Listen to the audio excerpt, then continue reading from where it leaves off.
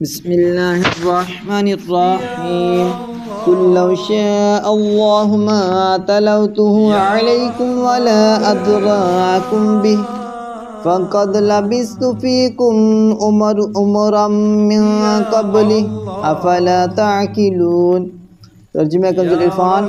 تم فرماؤ اگر اللہ چاہتا تو میں تمہارے سامنے اس کی تلاوت نہ کرتا اور نہ وہ تمہیں اس سے خبردار کرتا، تو بے شک اس سے پہلے تم میں اپنی ایک عمر گزار چکا ہوں، تو کیا تمہیں عقل نہیں؟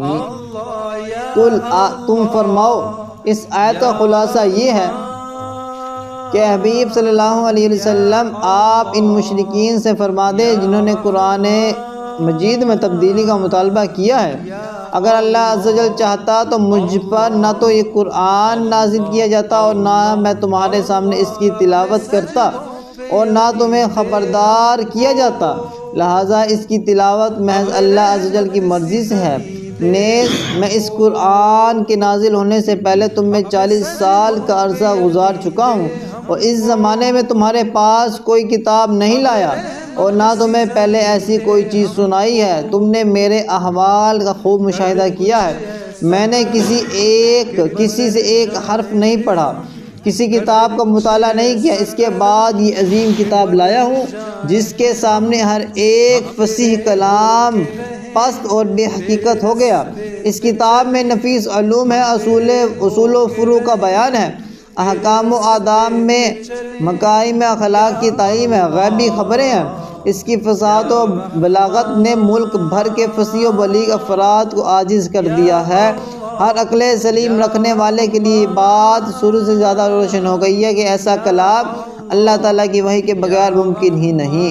تو کیا تمہیں عقل نہیں کہ اتنا سمجھ سکو کہ یہ قرآن اللہ عز و جل کی طرف سے مخلوق کی قدرت میں نہیں اس کی مثل ہو سکے، یعنی مخلوق کی قدرت میں نہیں کہ وہ اس کی مثل ہو سکے۔